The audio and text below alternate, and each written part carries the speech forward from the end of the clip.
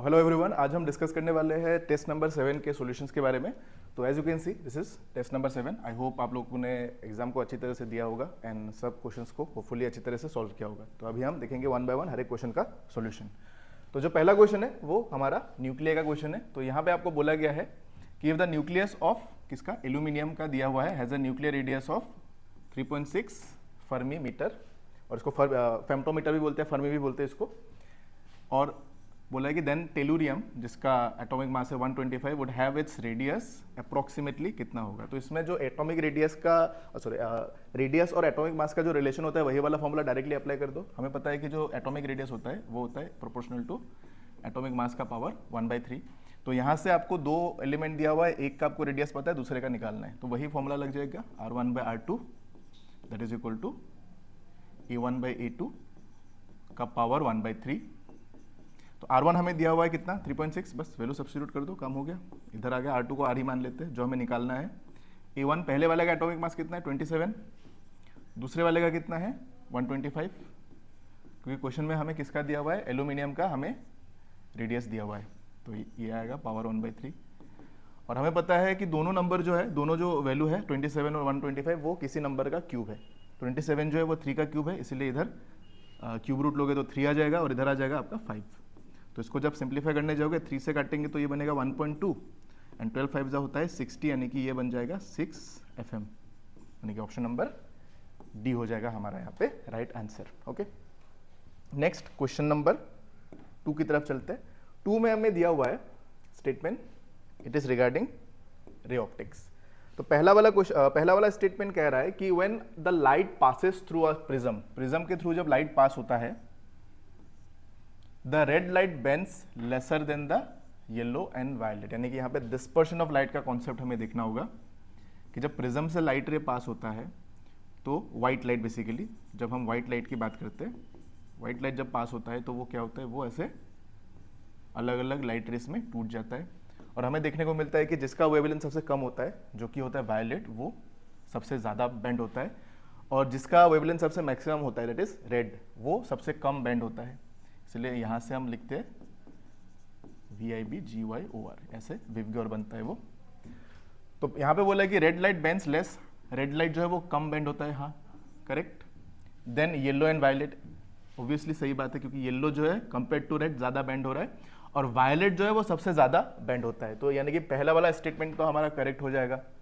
दूसरा वाला स्टेटमेंट में अगर हम देखेंगे, the refractive indexes are different for different wavelengths in dispersive medium.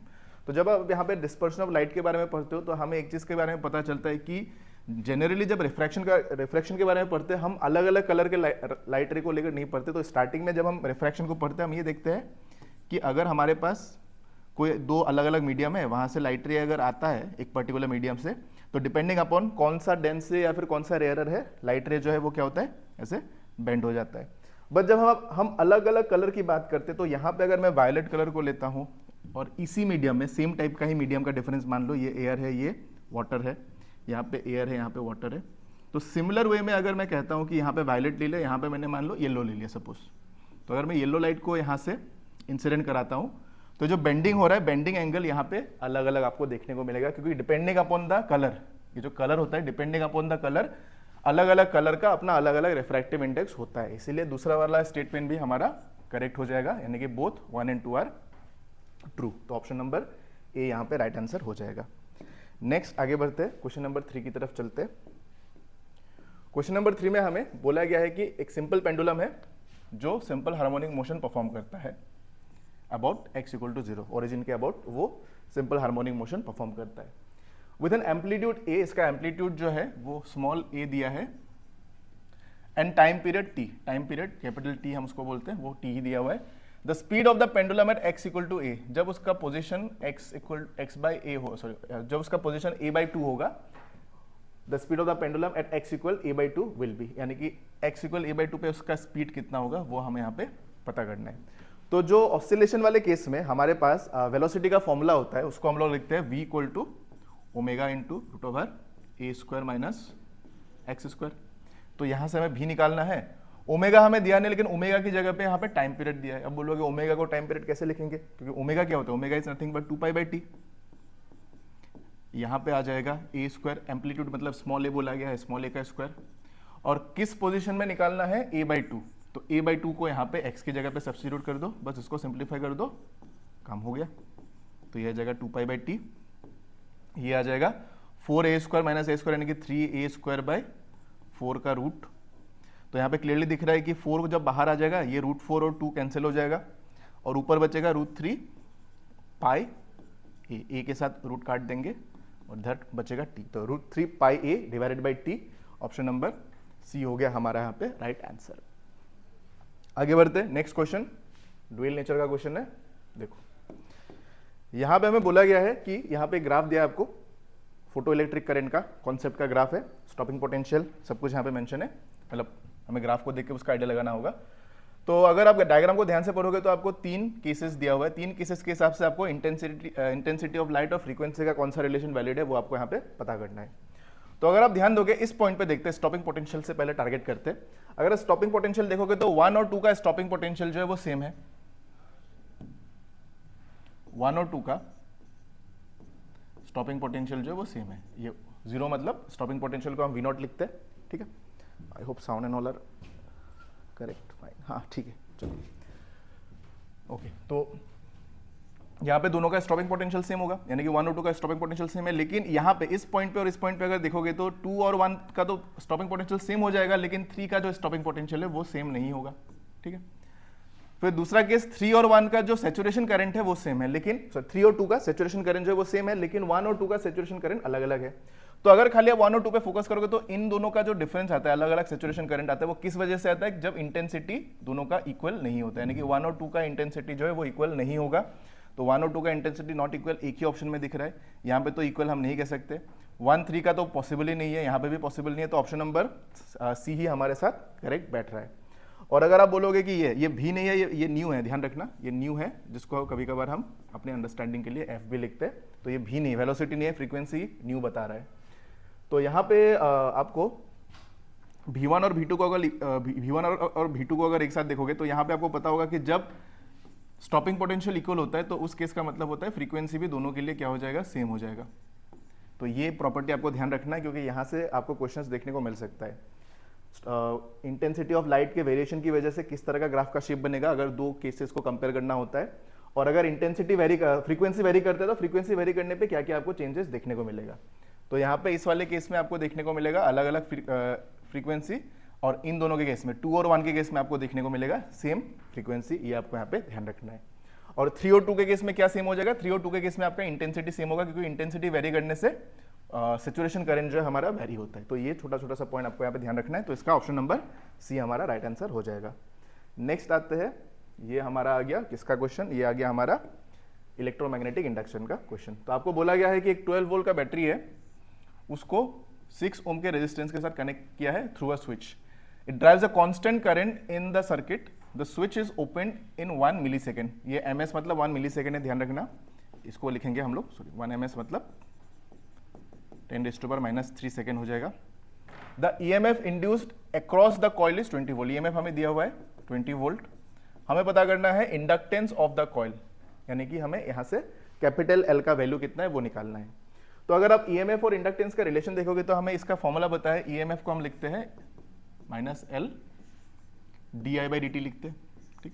लेकिन यहाँ पे वेरिएबल के फॉर्म में डेटा नहीं है, तो हम इसको क्या लिखेंगे, EMF इक्वल टू हम लिखेंगे -L, ऑल्दो माइनस का कुछ सीन है नहीं, तो इसको आप मैग्नीट्यूड के फॉर्म में कंसीडर कर सकते हो, तो ये फिर प्लस हो जाएगा, इसको भी मैग्नीट्यूड के फॉर्म में ले लो, तो ये आ जाएगा ΔI/ΔT, ठीक है। अब हमारे पास EMF है, हमारे पास L जो है वो अननोन है हमारे लिए, I हमारे पास नहीं है और T क्वेश्चन में दिया है, तो I कैसे निकलेगा। I निकालने के लिए हमारे पास बैटरी दिया हुआ है और रेजिस्टेंस दिया है, तो ओम्स लॉ को यूज करके हम करंट को यहाँ पे निकाल सकते हैं। तो यहाँ से जो करंट आएगा वो कितना आएगा, ΔI = V/R। V है हमारे पास 12, रेजिस्टेंस है 6, तो ये बन जाएगा 2 एम्पियर। बस सबको सब्स्टिट्यूट कर दो, काम हो गया। EMF कितना है 20, इंडक्टेंस इंटू करंट है 2 एम्पियर, डिवाइडेड बाय टाइम कितना है, टाइम है 10⁻³ अच्छा, नीचे अगर मैं 10⁻³ लिखता हूँ, ऊपर जाएगा तो वो 10⁻+3 हो जाएगा, तो इसको मैं ऐसे लिख देता हूँ, बस हो गया। तो यहाँ से अगर मैं सॉल्व करने जाता हूँ तो कितना आएगा, 2 से काट देते हैं 10 आ जाएगा। तो L = हमें मिलेगा 10 × 10⁻³ और मुझे दिख रहा है आंसर जो वो मिली हेनरी में है, यानी कि यहाँ पे 10⁻³ चाहिए, तो यहाँ से फिट होता हुआ दिख रहा है ऑप्शन नंबर डी, क्योंकि इसको हम, क्योंकि ये तो हेनरी आ जाएगा, तो ये बन जाएगा 10 milli henry, option number d हमारा यहाँ पे राइट आंसर हो जाएगा। ओके, आगे बढ़ते हैं क्वेश्चन नंबर 6 की तरफ। क्वेश्चन नंबर 6 में हमें दिया है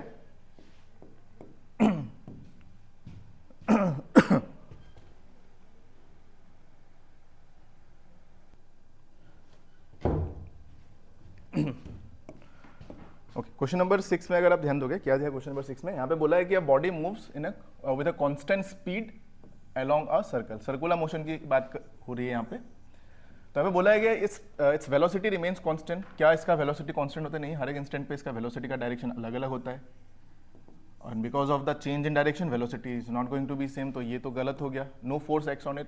जब पार्टिकल सर्कुलर मोशन में मूव करता है तो उसके ऊपर एक फोर्स लगता है, कौन सा? टुवर्ड्स द सेंटर, क्योंकि कांस्टेंट स्पीड में एक ही फोर्स लगेगा, टेंजेंशियल तो आएगा नहीं, खाली सेंट्रीपिटल लगेगा यहाँ पे, तो always centripetal force will be acting on it, यानी कि बी भी रॉन्ग हो जाएगा। सी के केस में no work is done on it, और डी में बोला है no acceleration is produce. Acceleration तो प्रोड्यूस होगा ही होगा, तो डी पॉसिबल नहीं है। सी पे आते हैं no work is done on it, तो हमारा सी ऑप्शन करेक्ट हो जाएगा। क्यों करेक्ट होगा? क्योंकि अगर आप ध्यान दोगे, जिस डायरेक्शन में पार्टिकल का मोशन होता है, यानी कि जिस डायरेक्शन में पार्टिकल का स्पीड होता है, उसका उस इंस्टेंट पे उसका डिस्प्लेसमेंट का डायरेक्शन भी वही होता है फॉर इंस्टेंट। और आप डिस्प्लेसमेंट का डायरेक्शन और फोर्स का डायरेक्शन देखोगे तो उनके बीच में एंगल बन रहा है 90 डिग्री। तो अगर वर्क डन का फॉर्मूला आप अप्लाई करने जाओगे तो यहाँ पे आ जाएगा एफएस cos 90, तो यहाँ से आपको वर्क डन मिल जाएगा 0। तो यहाँ पे सर्कुलर मोशन में पार्टिकल के ऊपर जो वर्क डन होता है वो हो जाता है 0, वो ध्यान रखना। बस विद अ पॉइंट ध्यान रखना कि ये कांस्टेंट स्पीड से जब मूव करेगा तब ये फॉलो होगा, अगर स्पीड चेंज होगा तब उसकी कहानी अलग हो सकती है। ओके, तो ये हो गया option number c answer. Next आते हैं क्वेश्चन नंबर 7 की तरफ।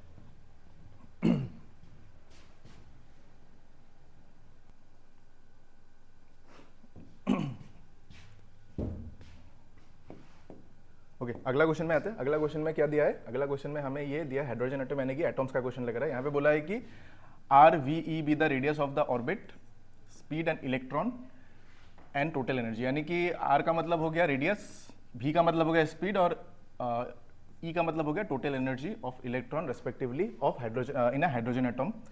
Which of the following quantities according to Bohr's theory is proportional to the quantum number n? अच्छा, तो इसके लिए हमें करना होगा, इसके लिए हमें पता होना चाहिए कि जो R है, V है और E है, इन तीनों का क्वांटम नंबर n के साथ रिलेशन कैसा बनता है। तो अगर आपको पता होगा R जो है उसको हम लिखते हैं प्रोपोर्शनल टू n²। उसके बाद आ जाता है नेक्स्ट V के लिए हम लोग लिखते थे V is proportional to 1/n, और लास्ट में था E is proportional to 1/n²। ये तीन रिलेशन बनता है। तो इस रिलेशन को जानने के लिए आपको R, V और E इन तीनों का जो फॉर्मूला होता है वो आपको पता होना चाहिए इन टर्म्स ऑफ जो यहाँ पे निकल के आता है एटॉमिक नंबर। तो हाइड्रोजन एटम बोला है तो Z का वैल्यू डायरेक्ट 1 हो जाएगा, तो उसमें कोई प्रॉब्लम नहीं है। और तीनों को हाइड्रोजन एटम के लिए बोला है तो तीनों के लिए Z का वैल्यू कांस्टेंट हो जाएगा। तो यहाँ से इन तीनों का रिलेशन बिल्ड करके देखना है कि क्या फॉलो होगा। तो बस जिस हिसाब से बोला गया है आपको यहाँ से उसको मल्टीप्लाई करके चेक करना होगा। अगर मैं पहला वाला ऑप्शन उठाता हूँ V और R, अगर मैं देखता हूँ तो V और R अगर मैं मल्टीप्लाई करता हूँ इन दोनों को, तो V और R मल्टीप्लाई करने पे मुझे देखने को मिलेगा यहाँ पे n² है, ये मल्टीप्लाई होगा 1/n के साथ, एक n कैंसिल, तो VR will be proportional to what? VR will be proportional to n, यानी कि ऑप्शन नंबर ए ही फिट होता हुआ दिख रहा है। अगर मैं बाकी सबको चेक करता हूँ जस्ट टू क्रॉस चेक की कुछ मिसमैच अगर हो सकता है, एक बार अगर चेक करके देखता हूँ तो R के साथ अगर E को मल्टीप्लाई करता हूँ, यानी कि इन दोनों को मल्टीप्लाई करूँगा, तो यहाँ पे तो कुछ बचेगा ही नहीं, क्योंकि R इंटू E अगर मैं करता हूँ तो ये तो बनेगा n² मल्टीप्लाइड बाय 1/n², तो दोनों को काट दोगे तो आपको मिल जाएगा 1, यानी कि ये तो होगा ही नहीं। नेक्स्ट अगर उल्टा करोगे r/e करने का मतलब हो गया दोनों मल्टीप्लाई हो जाएगा, क्योंकि 1/e मतलब n² इंटू n² होगा, ये भी पॉसिबल नहीं है, तो n⁴ हो जाएगा, तो c भी पॉसिबल नहीं है। और d मतलब r/v, अगर vr मतलब n आ रहा है तो r/v करोगे तो कुछ और ही डेटा निकल के आएगा, r/v करोगे तो ये आई थिंक n³ बन जाएगा, तो ये बन जाएगा, सॉरी ये हमारा रॉन्ग हो जाएगा। तो आंसर ए हमारे लिए यहाँ पे राइट आंसर होना चाहिए। तो ये रिलेशंस आप लोग ध्यान रखना। यहाँ से आपको इस तरह का क्वेश्चन भी देखने को मिल सकता है और यहाँ से आपको ग्राफ का क्वेश्चन भी देखने को मिल सकता है। तो इन दोनों का ग्राफ का शेप, इन दोनों का ग्राफ का शेप और इनका ग्राफ का शेप, ये ग्राफ का शेप जो है वो ध्यान रखना, कई बार इसका भी क्वेश्चन डायरेक्टली आपको देखने को मिल सकता है, वेरी वेरी इंपॉर्टेंट। ओके, आगे बढ़ते हैं। नेक्स्ट आते हैं रोटेशन का क्वेश्चन है। देखो यहाँ पे आपको बोला गया है कि 4 identical solid sphere each of mass m and radius a are placed at the centers on 4 corners of a square of side b। तो ये तो हो गया इस तरह से एक स्क्वायर है, इसके कॉर्नर में हम लोगों ने प्लेस किया है सॉलिड स्फीयर्स। तो यहां पे हमने सॉलिड स्फीयर्स को ऐसे प्लेस किया है। इसका रेडियस कितना है? स्फीयर का रेडियस है a, मास है m, इसका भी a, इसका भी m, इसका भी a, इसका भी m, और ये भी a हो गया, ये भी m हो गया। अब यहां पे जो स्क्वायर है उसका साइड हमें b बोला गया है, स्क्वायर का जो साइड है वो है यहाँ पे b। The moment of inertia of the system about one side of the square where the axis of rotation is parallel to the plane of the square। Plane का पैरेलल, तो किसी भी एक एक्सिस के अबाउट अगर आप moment of inertia निकालोगे तो वो कितना आएगा? आएगा तो सबके लिए सेम, तो कितना आएगा वो हमें पता करना है। तो देखो अगर मैं इस एक्सिस के अबाउट निकालता हूं, इस एक्सिस के अबाउट अगर मैं मोमेंट ऑफ इनर्शिया निकालता हूं तो मुझे दिख रहा है कि इन दोनों का रोटेशन होगा और सिमेट्रिकली इन दोनों का भी वही होगा, क्योंकि इसका जो मोमेंट ऑफ इनर्शिया आने वाला है इसका भी वही आएगा। सिमिलरली इसका जो मोमेंट ऑफ इनर्शिया आएगा उसका भी वही आएगा। तो किसी भी दो का निकाल के उसके साथ 2 को मल्टीप्लाई कर दो, क्योंकि इसका निकाल के 2 मल्टीप्लाई करेंगे तो इन दोनों का मिल जाएगा, इसका निकाल के 2 मल्टीप्लाई करेंगे तो इन दोनों का मिल जाएगा। टोटल को ऐड कर दोगे तो वहां से आपको आंसर यहाँ पे पता चल जाएगा।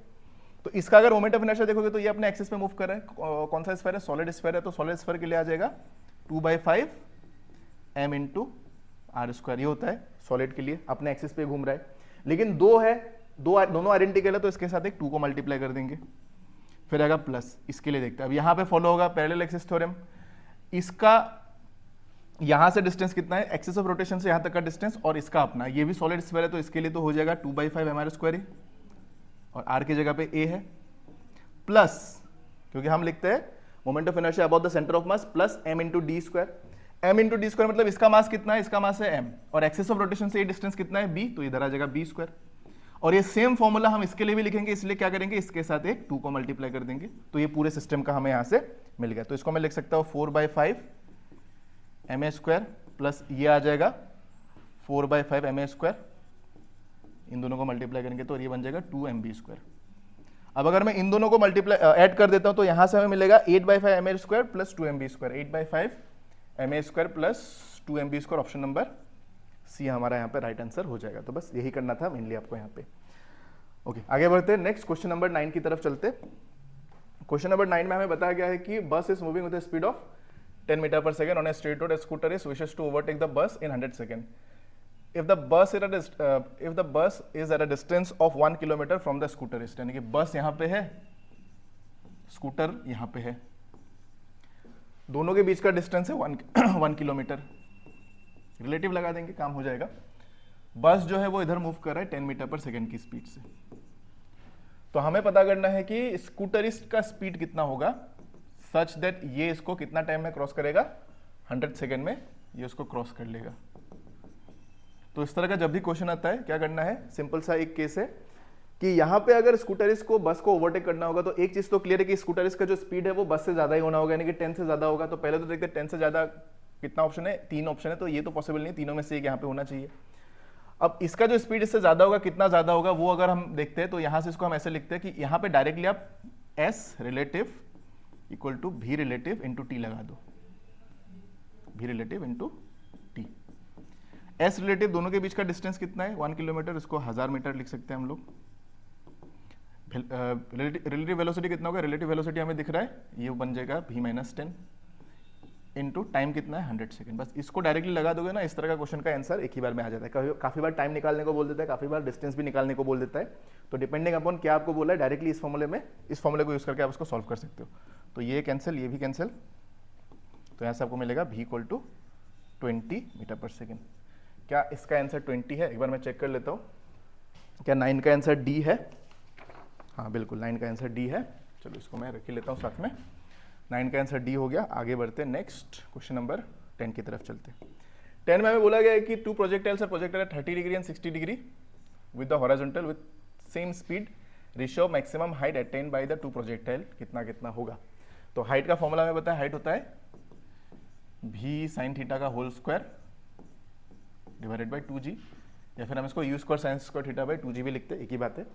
अब यहाँ पे कांस्टेंट क्या है? कांस्टेंट तो ये दोनों के लिए कांस्टेंट हो जाएगा, project with the horizontal same speed भी कांस्टेंट हो गया, वेरी करेगा खाली साइन, यानी कि हम लिख सकते हैं h is proportional to sine square theta, बस हो गया। तो h1 बाई h2 रेशियो पूछा है, साइन स्क्वायर थीटा यानी कि साइन 30 यानी कि हाफ, या फिर इसको मैं ऐसे लिख देता हूँ साइन 30 का स्क्वायर, और दूसरा वाला है 60 डिग्री साइन 60 यानी कि साइन 60 का स्क्वायर, तो ये आ जाएगा 1/4, ये आ जाएगा 3/4, 3/2 साइन 60, हाँ, तो यहाँ से आ जाएगा हमारे पास 1/4 इंटू 3/4, 3:1, 4/3 होगा, 4/3, 4 कैंसिल, 1:3, 1:3 यानी कि ऑप्शन नंबर बी 10 का बी है, हाँ 10 का बी है, ऑप्शन नंबर बी हमारा यहाँ पे राइट आंसर हो जाएगा। I hope you got the idea, directly मैंने साइन स्क्वायर के साथ ही रिलेशन को यहाँ पे बना दिया। चाहो तो पूरा भी लिख सकते हो, पूरा लिखोगे तो थोड़ा टाइम ज़्यादा लगेगा, इसलिए टाइम बचाने के लिए आप इसको फॉलो कर सकते हो। नेक्स्ट आते हैं क्वेश्चन नंबर 11 पे। क्वेश्चन नंबर 11 में हमें किसका क्वेश्चन दिया, मैग्नेटिक फील्ड का क्वेश्चन दिया हुआ है। यहाँ पे बोला है कि when a charge particle moving with a speed या फिर sorry velocity v is subjected to a magnetic field of induction b, the force on it is non zero, non zero force यानी कि फोर्स जो है वो zero नहीं हो सकता है। This implies that the angle between v and b can have any value other than 90 degree. Any value other than 90 degree कहना थोड़ा सा कॉम्प्लिकेटेड हो जाएगा, क्यों होगा, आते हैं उस पॉइंट पे भी। Angle between v and b can have any value other then 0 and 180, और तीसरा बोला है angle between v and b is either 0 और 180 डिग्री। 0 और 180 डिग्री हो जाएगा तो ये तो नॉन जीरो नहीं रहेगा, फिर तो जीरो हो जाएगा, तो सी तो पॉसिबल ही नहीं है। Angle between v and b is necessarily 90 degree, necessarily 90 degree होगा तो ये हमेशा मैक्सिमम शो करेगा, this is for maximum value, क्योंकि जो फोर्स लगता है उसको हम क्या लिखते हैं, F equal to q v b sine theta लिखते हैं ना। तो अगर ये थीटा का वैल्यू आप 90 डिग्री पुट करोगे तो इसका मैक्सिमम वैल्यू होगा, लेकिन हमें चाहिए नॉन जीरो वैल्यू, यानी कि कोई भी वैल्यू चलेगा, मिनिमम भी चलेगा, कुछ भी नंबर चलेगा, बस जीरो नहीं होना चाहिए। तो आइदर इसका वैल्यू अगर जीरो पुट करोगे, साइन थीटा जब जीरो होता है तो ये पूरा जीरो हो जाएगा, या फिर साइन थीटा जब 180 डिग्री होगा तब ये जीरो होगा, तो सी तो पॉसिबल नहीं है। Angle between v and b can have any value other than 90, other than 90 तो पॉसिबल नहीं है, क्योंकि अदर देन 90 बोल देंगे, क्योंकि 90 नहीं हो सकता, उसके अलावा कुछ भी हो सकता है। तो 90 में तो मैक्सिमम आ रहा है, तो 90 में तो नॉन जीरो वैल्यू ही हुआ ना। 90 डिग्री में अगर आपको मैक्सिमम वैल्यू मिलेगा तो वो तो नॉन जीरो वैल्यू हुआ। अगर हम 90 आ नहीं सकते बोलेंगे तो ये भी तो रॉन्ग हो जाएगा, क्योंकि 90 के अलावा सब कुछ आ सकता है, तो उसमें तो 0 और 180 भी आ गया, लेकिन 0 और 180 पुट करोगे तो वो तो 0 हो जाएगा, यानी कि ये पॉसिबल नहीं है। तो finally will be left with, ये भी हमारा पॉसिबल नहीं होगा, नेसेसरीली 90 नहीं होगा, क्योंकि 90 के अलावा भी कुछ अलग वैल्यू भी हो सकता है जहाँ पे वो नॉन जीरो वैल्यू शो करेगा, यानी कि ऑप्शन नंबर बी हमारा राइट आंसर होगा। क्योंकि यहाँ पे 0 और 180 को छोड़कर कोई भी वैल्यू ले लो, मैं थीटा 60 डिग्री भी ले सकता हूँ तब भी नॉन जीरो शो करेगा, मैं थीटा 45 भी ले सकता हूँ, थीटा में 30 भी लिख सकता हूँ, तो कोई भी वैल्यू हो उसमें फोर्स का वैल्यू नॉन जीरो शो करेगा, खाली 0 और 180 में वो जीरो शो करेगा, इसलिए हमें नॉन जीरो चाहिए था, इसलिए ऑप्शन नंबर बी हमारा यहाँ पे राइट आंसर हो जाएगा। ठीक है, आगे बढ़ते नेक्स्ट क्वेश्चन नंबर 12 की तरफ चलते। ये हो गया एक फ्लूइड का क्वेश्चन है, यहाँ पे प्रेशर और सरफेस टेंशन का कॉम्बिनेशन का क्वेश्चन है ये। तो यहाँ पे हमें बोला गया है कि एयर बबल है जिसका रेडियस है 0.1 centimetre, lies at the depth of 20 centimetre below the free surface. तो ये फ्री सरफेस है, यहाँ पे कहीं पे वो एयर बबल है जिसका रेडियस है 0.1 सेंटीमीटर। ये जो है सरफेस से कितना डेप्थ में है, ये सरफेस से 20 सेंटीमीटर डेप्थ में है। लिक्विड जहां पे ये डिप किया है उसका डेंसिटी हमें दिया है 1000, यानी कि पानी की बात कर रहा है।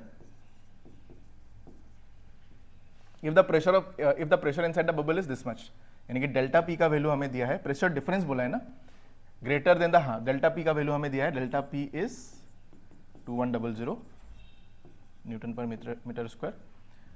तो हमें पूछा है कि then the surface tension of the liquid in SI unit. Okay, तो बबल के लिए सरफेस टेंशन का फॉर्मूला आपको पता होगा, जिसको हम लोग लिखते हैं प्रेशर के फॉर्म में, प्रेशर इनसाइड द बबल का जो फॉर्मूला होता है उसको हम लोग लिखते हैं pressure equal to 2 times of surface tension divided by radius of the bubble. ठीक है, अब सिंस ये सरफेस से एक पर्टिकुलर हाइट नीचे है तो यहाँ पे गेज प्रेशर का कॉन्सेप्ट आएगा, तो इसको हम लिखेंगे delta p that is equal to rho g h. ये वाला प्रेशर तो है ही, साथ में सरफेस टेंशन के साथ में जो फॉर्मूला आता है वो, तो ये जो है हमारा यहाँ पे डायरेक्ट फॉर्मूला बन जाएगा।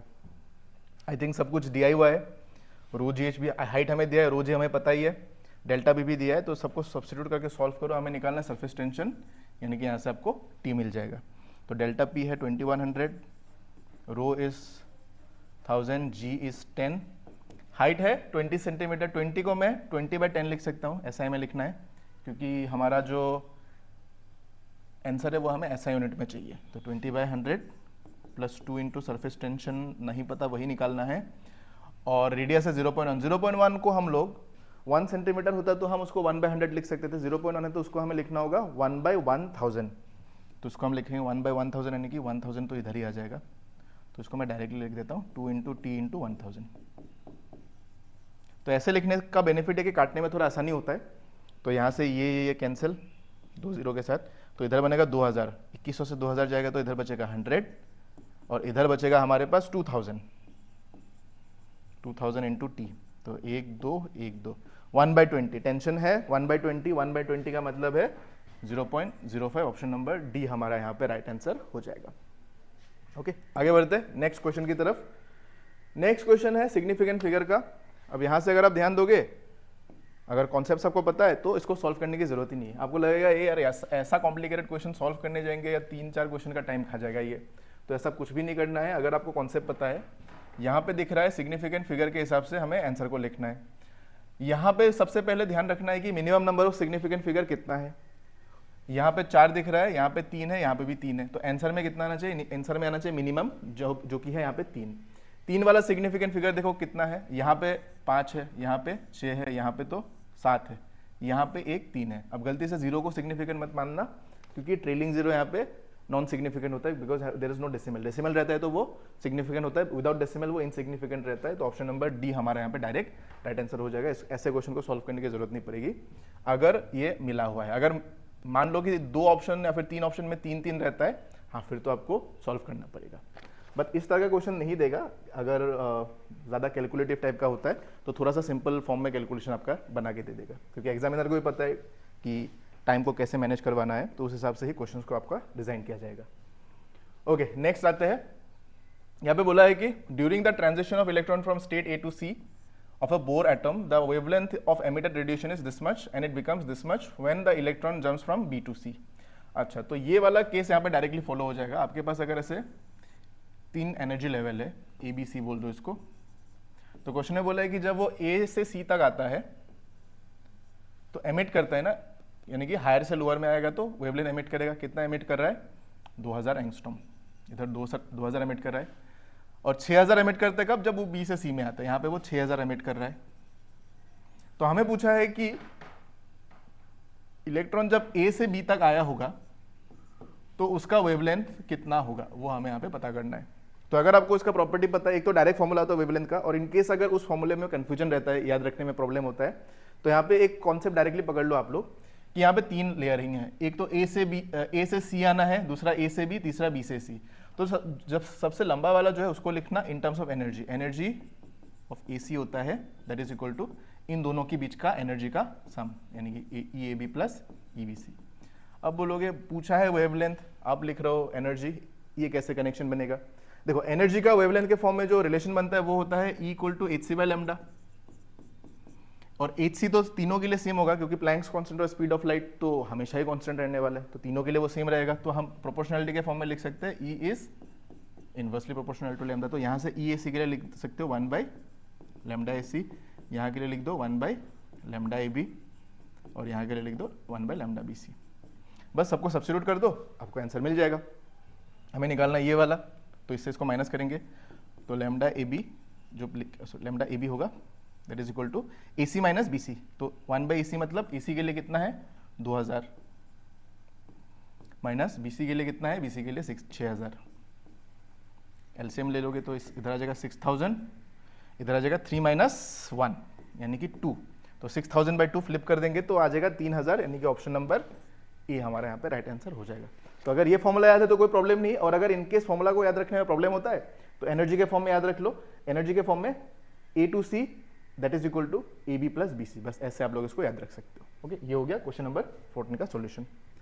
आगे बढ़ते नेक्स्ट क्वेश्चन की तरफ चलते, question number 15। Okay, question number 15 में हमें बोला गया है, ये सेमीकंडक्टर का क्वेश्चन है, आपको यहाँ पे करेक्ट स्टेटमेंट ढूंढना है कि कौन सा स्टेटमेंट करेक्ट है। तो देखो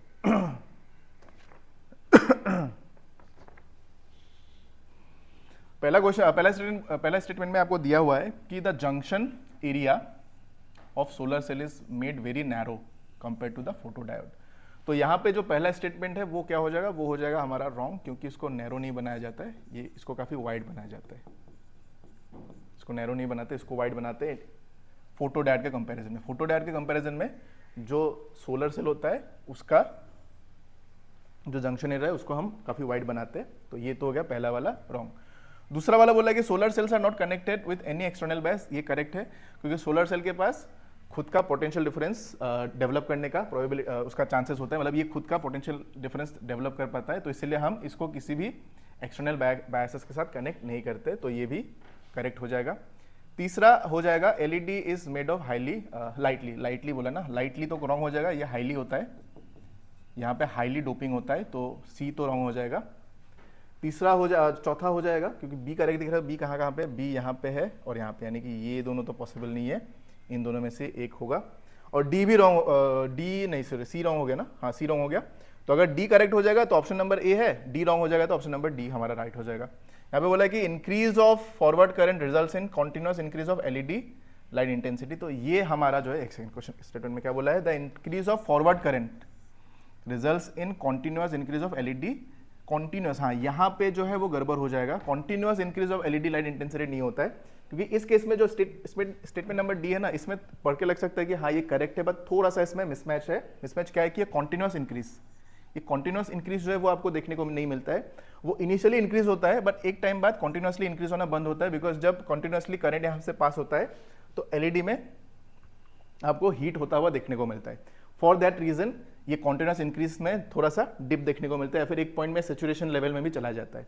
तो इसलिए कॉन्टिन्यूअस तो नहीं होगा, पहले इंक्रीज होगा, हाँ बाद में वो सेचुरेशन लेवल में जा सकता है। तो ये हमारा डी रॉन्ग हो जाएगा, और डी रॉन्ग हो गया तो हमारा ऑप्शन नंबर डी करेक्ट, यानी कि ई करेक्ट होना चाहिए। LED have to be connected in forward bias, yes definitely for emission of light, ये डेफिनेटली करेक्ट है। तो बी और ई हमारा यहाँ पे राइट आंसर हो जाएगा। तो this is the solution for question number 15। Next, अब ये है क्वेश्चन किसका, सेंटर ऑफ मास और सेंटर ऑफ ग्रेविटी का। पूछा है कि the centre of mass of N extended body on the surface of earth and its centre of gravity, COM और COG का रिलेशन हमें पूछना है कि किस किस केस में दोनों अलाइन होता है। Can never be at the same point, never तो नहीं होगा, वो होता है, हमेशा होता है, हमेशा नहीं होगा, but most of the cases में, मेजोरिटी ऑफ द केसेस में हमें ये देखने को मिलता है। Are always at same point for any size of the body, always तो नहीं कह सकते, वो भी सिचुएशन पे डिपेंड करता है। Centre of mass coincide with the centre of gravity of a body if the size of the body is negligible, ये थोड़ा सा पॉइंट आपको ध्यान रखना है, size of the body is negligible as compare to the size of the earth. हाँ, क्योंकि जब हम ऑब्जेक्ट के बॉडी को अर्थ के साइज के कंपैरिजन में नेग्लिजिबल मान लेंगे ना, तो उस बॉडी के लिए अर्थ का जो ग्रेविटेशनल फील्ड है वो उसको यूनिफॉर्म फील होगा।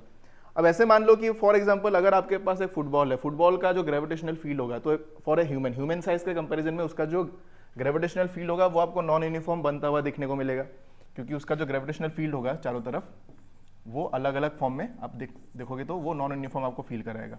लेकिन अगर ऑब्जेक्ट का साइज अर्थ फुटबॉल को मतलब अर्थ के साइज का अगर मान ले तो बहुत बड़ा साइज है, उसके अगर आप छोटा सा कोई ऑब्जेक्ट रखते हो, जैसे ह्यूमन बीइंग हो गया, वो पॉइंट साइज जैसा फील होगा। तो पॉइंट साइज के कंपैरिजन में अगर अर्थ के शेप को आप कंसीडर करते हो तो अर्थ के शेप का जो ग्रेविटेशनल फील्ड है वो यूनिफॉर्म फील होगा। तो फॉर दैट रीजन हमारा ऑप्शन नंबर सी यहाँ पे राइट आंसर होगा। तो कहने का मतलब ये है कि अगर इनकेस आपको ये पता नहीं है तो बस ध्यान रखना कि सेंटर ऑफ मास और सेंटर ऑफ ग्रेविटी एक ही पॉइंट पे तब आएगा जब दोनों को हम मतलब किसी भी ऑब्जेक्ट को हम एक यूनिफॉर्म ग्रेविटेशनल फील्ड में रखेंगे। जब किसी ऑब्जेक्ट को हम यूनिफॉर्म ग्रेविटेशनल फील्ड में रखेंगे तो दोनों का सेंटर ऑफ मास और सेंटर ऑफ ग्रेविटी अलाइन होता है। और अगर इसी ऑब्जेक्ट को आप किसी नॉन यूनिफॉर्म ग्रेविटेशनल फील्ड में रख दोगे तो सेंटर ऑफ मास तो अपनी जगह रहेगा, लेकिन सेंटर ऑफ ग्रेविटी इसका चेंज हो जाएगा। बस ये आपको मेनली यहाँ पे ध्यान रखना है। तो ऑप्शन नंबर सी राइट हो जाएगा। Always at the same point नहीं, ये ग्रेविटेशनल फील्ड पे डिपेंड करता है, तो हम ऑलवेज तो नहीं कह सकते। Centre of mass depend centre of मास जो है वो हमेशा ही एक जगह पे रहता है, yes, but centre of gravity depending upon कि जो ग्रेविटेशनल फील्ड है वो यूनिफॉर्म है या नॉन यूनिफॉर्म है, डिपेंडिंग अपॉन दैट वो अपना पोजीशन चेंज कर सकता है। ये आपको यहाँ पे ध्यान रखना है। तो ये हो गया 16 का सॉल्यूशन। नेक्स्ट आते हैं अगला क्वेश्चन, अच्छा क्वेश्चन है, चलो देखते हैं इसको कैसे कर सकते हैं। यहाँ पे पूछा है कि an object of mass m is projected from origin in a vertical XY plane. ये हमारे पास XY प्लेन है, ये Y ये X, यहाँ से उसको प्रोजेक्ट किया गया है at an angle of 45 degree और v स्पीड से फेंका गया है ना, वी नॉट बोला है, वी नॉट स्पीड से फेंका गया है, ये 45 डिग्री एंगल है, ठीक है। The magnitude and direction of angular momentum of the object with respect to the origin when it reaches at the maximum height. जब ये आके यहाँ पे मैक्सिमम हाइट पे जाएगा, मान लेते हैं ये इसका ट्रेजेक्टरी है, तो मैक्सिमम हाइट पे जब पहुंचेगा तो इस पॉइंट पे इस पार्टिकल का एंगुलर मोमेंटम कितना होगा, हमें डायरेक्शन भी पता करना है और मैग्नीट्यूड भी पता करना है। चलो देखते हैं। जब ये यहाँ पे आएगा इस इंस्टेंट पे हमें वेलोसिटी पता करना है, क्योंकि एंगुलर मोमेंटम का फॉर्मूला होता है L = mvr। m तो पता है, m तो क्वेश्चन में m ही दिया है, तो m का कोई इशू नहीं है, हमें पता करना है v। जब वो मैक्सिमम हाइट पे होता है तो उसका वेलोसिटी कितना होता है, मैक्सिमम हाइट पे उसका वर्टिकल कंपोनेंट ऑफ वेलोसिटी 0 होता है, खाली हॉरिजॉन्टल कंपोनेंट रहता है। तो हॉरिजॉन्टल कंपोनेंट कितना होगा, ये अगर v0 है, ये v0 cos 45, तो इसके पास वेलोसिटी होगा v0 cos 45, ठीक है। फिर पूछा है एंगुलर मोमेंटम। अब r बताता है कि किस पॉइंट के अबाउट हम एंगुलर मोमेंटम को कंसीडर कर रहे हैं। क्वेश्चन में बोला गया है कि angular momentum with respect to the origin, origin के रेस्पेक्ट में हमें, इस पॉइंट के रेस्पेक्ट में हमें इसका एंगुलर मोमेंटम पता करना है। अब ध्यान रखना, जो r होता है वो हमेशा क्या होता है, r is always perpendicular distance, r is always what, perpendicular distance. तो पार्टिकल ऐसे मूव करे तो इस लाइन के अलॉन्ग एक आप इमेजिनरी लाइन ड्रॉ कर दो, फिर इस लाइन से यहां तक का ये जो डिस्टेंस है यही हो जाएगा r का value.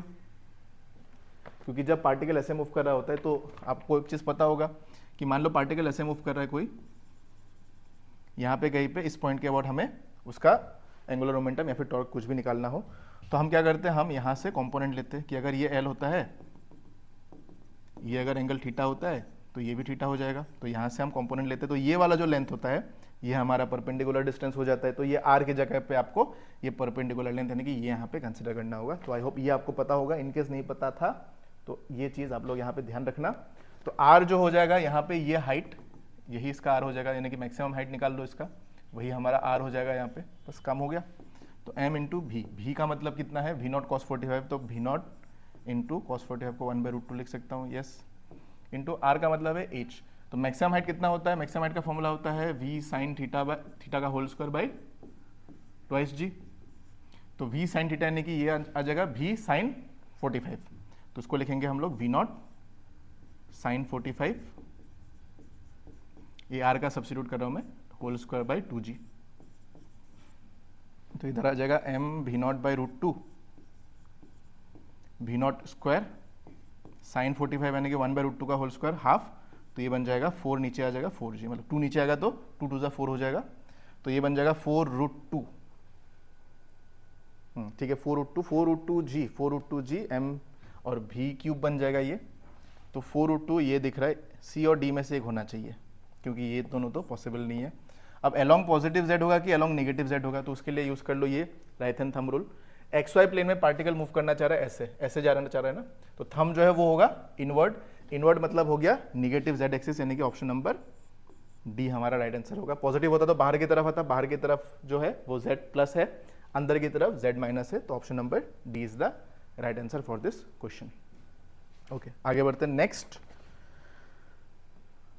The Young's double slit interference experiment performed using light consisting of 480 nanometer and 600 nanometer wavelengths to form interference patterns. The least number of bright fringes of 480 nanometer light that are required for the first coincidence with the bright fringe. जब first coincidence with the bright fringe, यानी coincidence की बात करते हैं, coincidence with the bright fringe की जब बात करते हैं, कौन सा 600 नैनोमीटर वाला जो लाइट है, तो उसका अगर आप केस देखोगे तो डायरेक्ट फॉर्मूला जो था इसका, इस सिचुएशन का, उसको हम लोग लिखते हैं n1 lambda 1 that is equal to n2 lambda 2, यही था केस। तो n1 हमारे पास है कितना, वही पता करना है, n1 इंटू लैम्डा 1, लैम्डा 1 को मान लेते हैं 480, n2 इंटू लैम्डा 2 इज 600, तो n1 by lambda 1 that is equal to, sorry, n1 by n2 that is equal to 600 by 480, ऐसे होता है। तो इसको जब सॉल्व करोगे आपको मिलेगा 12 4 जा और 12 5 जा, तो ये बन जाएगा 5/4। तो इसका मतलब ये है कि ये जो यहाँ पे आपको 5/4 दिख रहा है, यही से हमें आइडिया लग जाएगा कि the least number of bright fringes, कितना ब्राइट फ्रिंजेस की जरूरत पड़ेगी ऑफ 400 नैनोमीटर लाइट। तो 400 नैनोमीटर लाइट के साथ कितना है n1 का वैल्यू, n1 का वैल्यू हमें 5 दिख रहा है, तो 5 नंबर ऑफ ब्राइट फ्रिंज की जरूरत पड़ेगी सच दैट ये 600 नैनोमीटर लाइट के साथ कोइंसाइड करे, यानी कि 600 वाले का 4 चाहिए होगा ब्राइट फ्रिंज, और 480 जो 480 नैनोमीटर है उसके लिए 5 चाहिए होगा। तो हमें किसके लिए निकालना है, हमें निकालना है 480 नैनोमीटर के लिए कितना होगा, तो इसके लिए 5 होना चाहिए। तो आंसर हमारा हो जाएगा 5। क्या 18 का डी है, 18 का हमारा हो जाएगा D, option number D is the right answer. Okay, आगे बढ़ते हैं। Next, which of the following rods of same material undergoes maximum elongation when subjected to a given force, यानी कि सॉलिड का क्वेश्चन हो गया। तो यहाँ पे लगाते हैं, इलोंगेशन की बात की है तो यंग्स मॉडुलस का कॉन्सेप्ट आ जाएगा। यंग्स मॉडुलस क्या होता है, y इक्वल टू होता है FL by delta L into A, यही था ना, वो चेक कर लेते हैं। y इक्वल टू होता है सिग्मा बाई एप्सिलॉन, सिग्मा मतलब होता है फोर्स पर यूनिट एरिया, और ये होता है डेल्टा एल बाई एल, तो ये बनता है FL by delta L into A, correct, ये फॉर्मूला होता है। अब हमें पूछा है मैक्सिमम एलोंगेशन, मैक्सिमम एलोंगेशन के लिए हम लिखेंगे delta L that is equal to F into L by, इधर आएगा y इंटू ई, ठीक है। अब यहाँ पे L और D का बोला है, यानी कि L और A का चेंज आएगा, F और Y कांस्टेंट है, तो डेल्टा L का अगर आप देखोगे it is proportional to L है, ठीक है। और A का अगर देखोगे तो डायमीटर के फॉर्म में अगर A को ब्रेक करोगे तो इसको आप लिख सकते हो पाई डी स्क्वायर बाई 4, यानी कि डेल्टा L का जो वैल्यू आएगा वो 1 बाई डी स्क्वायर का प्रोपोर्शनल शो करेगा, कि पाई बाई 4 तो यहाँ पे कांस्टेंट हो जाएगा, और वेरिएशन हमारा L और D के साथ ही है। अब राइट आंसर देखते हैं क्या हो सकता है। L अगर 1 मीटर होगा, L अगर 1 मीटर होगा तो डेल्टा L यानी कि L जितना ज़्यादा होगा ये उतना ही ज़्यादा होगा, डायमीटर जितना कम होगा ये उतना ज़्यादा होगा। हमें मैक्सिमम चाहिए ना, इसीलिए मैं देख रहा हूँ कि किसको कम रखेंगे तो ज़्यादा आएगा। तो मुझे दिख रहा है एक ही ऑप्शन, यहाँ पे D ज़्यादा है, यहाँ पे D ज़्यादा है, तो ये दोनों तो पॉसिबल नहीं है। तो हमें ऐसा डेटा यहाँ पे चेक करना है जहाँ पे L का वैल्यू ज़्यादा हो, क्योंकि L जितना ज़्यादा होगा एलोंगेशन उतना ही ज़्यादा होगा। दूसरा, डायमीटर जितना कम होगा इलोंगेशन उतना ही ज़्यादा होगा। तो कौन सा रिलेशन में L ज़्यादा है और D कम है, तो मुझे एक ही ऑप्शन दिख रहा है, ऑप्शन नंबर सी, क्योंकि यहाँ पे लेंथ ज़्यादा है। L ज़्यादा होगा तो डेल्टा L भी ज़्यादा होगा, और डायमीटर कम है, डायमीटर कम होगा तो L ज़्यादा होगा। तो मैक्सिमम इलोंगेशन हमें case number 3 option number C यानी कि 19 का सी हो जाएगा, ये होगा इसका सोल्यूशन। ओके, आगे बढ़ते नेक्स्ट क्वेश्चन। नेक्स्ट क्वेश्चन में अगर आप ध्यान दोगे तो temperature of a body increase, ये रेडिएशन का क्वेश्चन है, then ratio of emissive power के बारे में बात की गई है, ठीक है। तो यहां से हमें इस वाले केस को अगर आप ध्यान दोगे ना, टेम्परेचर दिया है और एमिशन के बारे में पूछा है, तो यहाँ पे हम स्टीफेंस लॉ का अप्लाई कर सकते हैं, जिसका वैल्यू होता है E प्रोपोर्शनल टू T⁴। तो पहला वाला टेम्परेचर है 73, तो T1 हमारे लिए आ जाएगा -73 प्लस 273, केल्विन में हमेशा कन्वर्ट कर लेना, इक्वल टू 200, ठीक है, 200 केल्विन हो गया। T2 कितना हो जाएगा, T2 will be equal to 327 plus 273, तो ये बन जाएगा मेरे ख्याल से 500, और ये मिल के बनेगा 100, तो 600 केल्विन हो गया। तो E1 बाई E2 रेशियो पूछा है ना, हाँ, E1 by E2 that is equal to T1 by T2 power 4, यानी कि 200 बाई 600 का पावर 4, तो इसको काटेंगे तो ये 1/3 आएगा, यानी कि 3 का पावर 4, 3 क्यूब होता है 27, 3 का पावर 4 होता है 81, तो ये आ जाएगा 81, तो E2 will be equal to बन जाएगा 81 times of initial energy E1, तो the ratio of the emissive power becomes 1/81, यानी कि ये पहले वाले के मुकाबले 81 टाइम्स ज़्यादा हो जाएगा अगर आप टेम्परेचर को इतना इंक्रीज करोगे तो। ओके, आगे बढ़ते हैं, नेक्स्ट क्वेश्चन की तरफ चलते हैं। नेक्स्ट क्वेश्चन है क्वेश्चन नंबर 21 में आपको एक स्टेशनरी वेव का इक्वेशन दिया हुआ है। ये हमें पूछा है कि distance between a node and it's next anti node, तो इसका एक डायरेक्ट फॉर्मूला होता है जो आपको पता होगा कि जो भी यहाँ से आपको वेवलेंथ देखने को मिलेगा इस फॉर्मूले इस इक्वेशन के हिसाब से जो भी लैम्डा आएगा उसका आप डिवाइडेड बाय 4 कर दो, तो ये होता है distance between node and anti node, ये डायरेक्ट इसका फॉर्मूला बन जाता है। तो हमें किसी तरह से यहाँ से वेवलेंथ को फाइंड आउट करना है। तो अगर आप इस इक्वेशन को ध्यान से देखोगे यहाँ से, तो आपको देखने को मिलेगा कि y इक्वल टू जो होता है इसको हम लिखते हैं 2 sin, ये जो π/15x है, तो क्या हम इसको ऐसे एज्यूम कर सकते हैं kx, क्योंकि k और लैम्डा का रिलेशन बनता है, ठीक है। तो यहाँ से आप देख सकते हो k का जो वैल्यू है वो आपको यहाँ से डायरेक्टली देखने को मिलेगा π/15, और k का वैल्यू अगर π/15 होता है तो हमें पता है कि जो k होता है that is nothing but pi by lambda के फॉर्म में आता है वो, जिसको हम लोग लिख सकते हैं pi by 2 pi by lambda लिख सकते हैं, तो ये बनता है पाई बाय 15। तो यहाँ से पाई पाई कैंसिल, तो लैम्डा का वैल्यू आपको देखने को मिलेगा 30। और फिर जब लैम्डा बाय 4 करोगे यानी कि 30 का हाफ तो 15 होता है, 15 का भी हाफ करेंगे तो लैम्डा बाय 4 हो जाएगा, यानी कि 7.5। ऑप्शन नंबर बी हमारा यहाँ पे राइट आंसर हो जाएगा, 21 का बी करेक्ट है। नेक्स्ट क्वेश्चन नंबर 22, एकदम सिंपल सा क्वेश्चन है। तो यहाँ पे आपको CPCV दिया है और ये तो हमें पता ही है, हमें पूछा है CV का वैल्यू क्या होगा। ये तो याद ही काफ़ी लोग होते हैं, ये याद भी होगा, एकदम सिंपल सा क्वेश्चन है। हमें पता है CP minus CV equal to होता है R, और दूसरा हमें दिया है gamma is equal to CP by CV। हमें पूछा है CV क्या होगा, तो CP को सब्स्टिट्यूट करते हैं। CP इक्वल टू हम लिख सकते हैं गामा इंटू CV, तो CP की जगह पे हम लिखते हैं gamma into CV minus CV equal to R। तो CV को कॉमन ले लो, ये बनेगा gamma minus 1 that is equal to R। तो CV equal to R by gamma minus 1, R by gamma minus 1, option number A. इसमें ऐसा कुछ था ही नहीं करने के लिए। नेक्स्ट क्वेश्चन नंबर 22 में आपको दिया है alternating current IA sine omega T, IB cos omega T. तो अगर आप यहाँ पे ध्यान दोगे तो RMS करंट पूछा है, तो RMS को निकालने से पहले हम लोग यहाँ पे पीक करंट को निकाल सकते हैं। पीक करंट क्या होता है, I0 होता है, और जब भी ऐसा रिलेशन बनता है तो पीक करंट को निकालने का फॉर्मूला होता है हमारे पास IA square plus IB square, इसके ऊपर आता है एक स्क्वायर रूट, ये होता है पीक करंट का वैल्यू। अगर आपको RMS बोला है तो पीक करंट और RMS का तो फॉर्मूला सबको याद रहता है, ये इसको लिखते हैं हम लोग I0 बाई √2, बस हो गया। तो √2 के साथ जब इसको सब्स्टिट्यूट करोगे तो पूरे टर्म में स्क्वायर रूट आ जाएगा, तो IA square plus IB square by 2 के ऊपर रूट, यानी कि यहाँ पे ये तो नहीं होगा, ऑप्शन नंबर सी हमारा यहाँ पे राइट आंसर होगा, 23 का सी है करेक्ट। ओके, अगला क्वेश्चन, क्वेश्चन नंबर 24 अगर कॉन्सेप्ट पता होगा आराम से सॉल्व हो जाएगा बिना इक्वेशन को यूज किए। देखो यहाँ पे आपको बोला है कि एक biconvex lens of glass having refractive index this much is dipped in liquid, it acts as plain sheet of glass, this implies that liquid must have refractive index equal less greater क्या होगा, ठीक है। तो इसका कहानी ऐसा है कि अगर आपको बाय कॉन्वेक्स बोला है तो दोनों साइड का रेडियस ऑफ कर्वेचर तो सेम होना चाहिए। तो इसका जो फोकल लेंथ निकल के आता है उसको हम लोग लिखते हैं according to lens maker formula 1/f equal to mu minus 1 1/r plus 1/r। अब डाउट आएगा तो माइनस का क्या हुआ, यहाँ पे साइन कन्वेंशन जब अप्लाई करते हैं तो अगर मैं इस वाले आर को इधर की तरफ प्लस लेता हूं तो इस वाले आर को इधर की तरफ मुझे माइनस लेना होगा, तो इसलिए माइनस ऑफ माइनस यहाँ पे प्लस हो जाता है। तो ये एक छोटा सा टर्म होता है, ये आप ध्यान रख सकते हो। अब क्वेश्चन में बोला गया है, ये तो नॉर्मल केस हो गया, जब आपने इसको लिक्विड में डिप किया, कोई भी लिक्विड या कुछ जो भी मेंशन है, पानी तो बोला नहीं है, पानी बोलोगे तो हमें पता ही चल जाएगा, लिक्विड बोला है तो कोई भी लिक्विड में अगर आप इसको डिप करते हो तो उसके चारों तरफ एयर की जगह पे क्या आ जाएगा, लिक्विड का रिफ्रैक्टिव इंडेक्स आ जाएगा। तो उस केस में जो फॉर्मूला बनता है वो बनेगा म्यू रिलेटिव, यानी कि इसको हम लिखते हैं mu G by mu L glass का डिवाइडेड बाय लिक्विड का -1 इंटू 1/r प्लस 1/r, ठीक है। यहाँ तक तो कोई इशू नहीं है।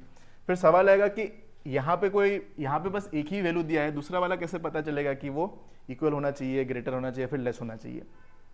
तो इसके लिए आप फोकस करो कि प्लेन शीट बोला है, प्लेन शीट ऑफ ग्लास के लिए फोकल लेंथ कितना होता है उस पर अगर ध्यान दोगे तो आंसर आपको मिल जाएगा। फोकल लेंथ प्लेन के लिए कितना होता है, इनफाइनाइट होता है।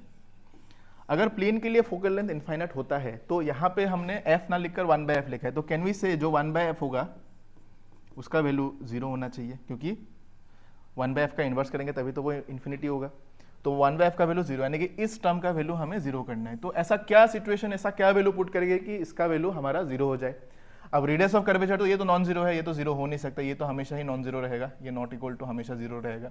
यानी कि हम किसी तरह से इसको 0 कर देते हैं तो हमारा काम हो जाएगा, यानी कि रिफ्रैक्टिव इंडेक्स वाले पार्ट का वैल्यू हमें 0 करना है। तो इसका वैल्यू 0 करने के लिए म्यू जी तो नॉन जीरो है, ग्लास का दिया हुआ है। तो यानी कि इस वाले टर्म को 0 करने से हमें एक चीज देखना है कि जब हम 1 से 1 को माइनस करते तो इसका वैल्यू 0 आएगा, यानी कि किसी तरह से हमें इसका वैल्यू 1 करना है। अगर इसका वैल्यू 1 करेंगे तो म्यू जी का जो वैल्यू होगा सेम वैल्यू म्यू एल का भी होना चाहिए, यानी कि इन दोनों का वैल्यू जब इक्वल होगा 1 - 1 0, तब ये केस फॉलो होगा, यानी कि दोनों का रिफ्रैक्टिव इंडेक्स हमें इक्वल बनाना चाहिए, that is equal to that of the glass will be the right answer. Okay, आगे बढ़ते हैं। नेक्स्ट, फोर्स दिया हुआ है, एक्स डायरेक्शन में वो एक्ट कर रहा है, वर्क डन दिया हुआ है, object is displaced by 1 metre if the constant alpha is 1 newton, beta कितना होगा। चलो ठीक है, सिंपल सा लग रहा है, वेरिएबल फोर्स है तो W जो होगा, अच्छा वर्क डन भी दिया है, ठीक है, integration of F D x लिखते ना। तो वर्क डन हमें दिया है 5 जूल, इंटीग्रेशन का लिमिट लगेगा कहाँ से कहाँ तक, 1 मीटर, तो 0 से 1, फोर्स है अल्फा प्लस बीटा, अल्फा भी तो दिया है 1 न्यूटन, तो 1 लिख ही देते हैं, 1 plus beta x square D x. तो इधर आएगा 5, इधर आएगा x 0 से 1 plus beta into x cube by 3 0 से 1। तो इधर आएगा 5, इधर आएगा 1 प्लस बीटा इंटू ये आएगा 1 क्यूब बाई 3 यानी कि 1/3 बनेगा, तो ये बनेगा 4। तो बीटा इक्वल टू 4 इंटू 3 12। क्या 12 हमारा आंसर है 25 का C? Yes, it is the right answer. Next question, यहाँ पे बोला गया है कि an ideal gas goes from an initial state to final state. During the process the pressure of gas increases linearly with temperature. तो जब ये linearly temperature के साथ increase करेगा, okay, linearly अगर temperature के साथ increase करता है, pressure linearly increasing with temperature यानी कि P is proportional to T। Relation देके फिगर आउट करना होगा क्या क्या कांस्टेंट है। आइडियल गैस इक्वेशन होता है PV इक्वल टू nRT। अगर यहाँ पे ये दोनों प्रोपोर्शनल हो गया तो कैन वी से वॉल्यूम यहाँ पे कांस्टेंट हो जाएगा। ओके, वॉल्यूम कांस्टेंट यानी कि ये इवन तो मेंशन नहीं है बट हमें पता चल गया है क्योंकि ये दोनों लीनियरली चेंज हो रहा है तो volume it must be constant only. Okay, पहला केस क्या कह रहा है? पहला बोल रहा है कि work done by the gas during the process is 0। Can we से ये हमारा राइट स्टेटमेंट होगा, तो ये हमारा करेक्ट स्टेटमेंट होगा क्योंकि जो वर्क डन होता है उसको हम लोग लिखते हैं P इंटू डेल्टा वी। यही अगर 0 हो गया तो वर्क डन भी 0 होना चाहिए, लग तो रहा है यही 0 होगा। फिर heat added to gas is different from change in its internal energy. Heat internal energy का जो फॉर्मूला होता है उसको हम लोग लिखते हैं heat supplied that is equal to change in internal energy plus work done. अब जब वॉल्यूम ही कांस्टेंट है, वॉल्यूम ही चेंज नहीं हो रहा है, तो ये तो 0 हो जाएगा। यानी कि आप जितना हीट सप्लाई करोगे उतना ही इस सिस्टम का इंटरनल एनर्जी वो चेंज कराएगा। लेकिन यहाँ पे बोला है डिफरेंट, यानी कि जितना हीट सप्लाई करेंगे उतना इंटरनल एनर्जी यहाँ पे चेंज नहीं होगा बोला है। तो बी तो हमारा यहाँ पे रॉन्ग होना चाहिए। बी रॉन्ग हो गया तो ऑप्शन नंबर ए हमारा कैंसिल आउट हो जाएगा। Volume of the gas is increase, नहीं वॉल्यूम तो कांस्टेंट है ना, तो वॉल्यूम तो इंक्रीज नहीं होगा, तो सी भी कैंसिल। सी कहाँ पे? ये भी कैंसिल हो जाएगा, तो सी रॉन्ग है। Internal energy of the gas is increase, हाँ इंटरनल एनर्जी तो इंक्रीज होगा जब आप हीट सप्लाई करोगे, तो डी तो हमारा करेक्ट होना चाहिए। यानी कि ऑप्शन नंबर बी आपको पता ही चल जाएगा। सी तक चेक कर लोगे ना, बाकी आपको पता चल ही गया है बाकी। और प्रोसेस आइसोकोरिक, हाँ आइसोकोरिक मतलब कांस्टेंट वॉल्यूम, ये भी करेक्ट है। ऑप्शन नंबर बी हमारा यहाँ पे राइट आंसर हो जाएगा। तो एग्जाम में टाइम बचाने के लिए इस तरह के क्वेश्चन में आप लोग चेक करना कि कौन सा statement, but you have to be 100% sure कि 100% श्योर हूँ तभी जाके इसको करना, वहाँ से आप ऑप्शंस को एलिमिनेट कर सकते हो। तो जब मैं यहाँ से सी तक चेक किया, डी और ई को चेक करने की जरूरत ही नहीं पड़ेगी, डायरेक्टली मैं बी को यहाँ पे टिक कर सकता हूँ। तो ऐसे आप लोग थोड़ा सा टाइम बचा सकते हो। ये हो गया हमारा 26 का सोल्यूशन। तो बी है ना 26 का, हाँ बी है, सही है। नेक्स्ट आते हैं 27 पे। 27 पे हमें बताया गया है engine pumps water through a hose pipe, water passes through the pipe and leaves it with velocity 2 metre पर सेकेंड। ठीक है, वेलोसिटी हमें दिया है 2 मीटर पर सेकेंड। द मास पर unit length of the water in pipe is 100 kg पर metre, यानी कि m/l दिया है। ऐसे इसको लिख लिया करो ताकि वैल्यू सब्स्टिट्यूशन में हेल्प हो। kg पर मीटर हो जाएगा। हर मीटर लेंथ पे इसका जो मास है वो 100 kg दिया। पावर कितना होगा, पावर हमें पता करना है। ठीक है, अब पावर का फॉर्मूला हमारे पास क्या क्या होता है? पावर का फॉर्मूला जनरली जो हम फॉर्मूला फॉलो करते हैं वो होता है work done per unit time. लेकिन हमें वर्क डन के फॉर्म में कुछ दिया नहीं, यहाँ पे मास और वेलोसिटी दिख रहा है। तो माइंड में आ सकता है कि चलो हम इसको mgh/t लिखेंगे, लेकिन उसमें भी प्रॉब्लम है भाई, एच हमारे पास है ही नहीं, तो एच कहाँ से आएगा? तो यहाँ से एक और फॉर्मूला बना सकते हैं कि ये जो वर्क डन है या फिर ये वर्क डन क्या होता है? वर्क डन डेल्टा के होता है ना, चेंज इन काइनेटिक एनर्जी हो सकता है वो। तो क्या हम यहाँ पे हाफ mv² लिख सकते हैं? लिख सकते हैं भाई। इसको हाफ mv²/t के फॉर्म में लिखोगे तो यहाँ पे मास भी दिख रहा है, वेलोसिटी भी दिख रहा है, और टाइम वही rate of change of energy is basically power for us. तो यहाँ पे टाइम की जगह पे पर यूनिट टाइम का कॉन्सेप्ट हम लगा सकते हैं। फिर डाउट आएगा यहाँ पे एल भी तो है, पर यूनिट लेंथ, तो यहाँ पे तो एल है ही नहीं फॉर्मूले में, तो कैसे कर सकते हैं? तो देखो थोड़ा सा मॉडिफिकेशन खुद से कर सकते हैं, उसमें प्रॉब्लम नहीं है। हाफ तो आगे आ जाएगा, ठीक है। मास नहीं चाहिए हमें, मास पर यूनिट लेंथ चाहिए। तो चलो हम अपने हिसाब से लिखते हैं ना। मास पर यूनिट लेंथ अगर मैं लिखता हूँ तो मैंने मैथमेटिकली इसको बनाने की कोशिश करते हैं। m/l लिखा है तो मुझे ऊपर एक l को मल्टीप्लाई करना होगा, मतलब एक l को मुझे मल्टीप्लाई करना होगा, इंटू बचा कौन? v²/t। ऐसे इसको थोड़ा बना लेते हैं। अब m/l को हम डायरेक्टली 100 kg पर मीटर लिख सकते हैं, v² भी हमें पता है, l/t का कुछ करते हैं। अगर मैं l/t लिखता हूं यहाँ पे,